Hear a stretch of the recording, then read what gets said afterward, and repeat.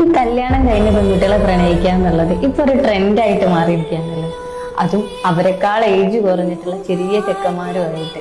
ഇതിനെ നമ്മൾ സിമ്പിളായിട്ട് പറയുകയാണെങ്കിൽ അവിഹിതം എന്നും പറയും.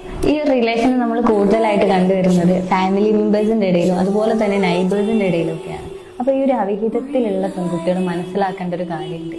ഇതൊന്നും ഒരിക്കലും ജെന്യൂൻ ആയിട്ടുള്ള പ്രണയമല്ല. അവർക്ക് അവരുടെ ആ ഒരു ഏജിൽ നിങ്ങളോട് തോന്നിയിട്ടുള്ള വെറും ഒരു അട്രാക്ഷൻ, അതല്ലെങ്കിൽ ഇതെല്ലാം ഒന്ന് എക്സ്പീരിയൻസ് ചെയ്യാൻ വേണ്ടിയിട്ട് നിങ്ങൾ അപ്രോച്ച് ചെയ്തതായിരിക്കാം.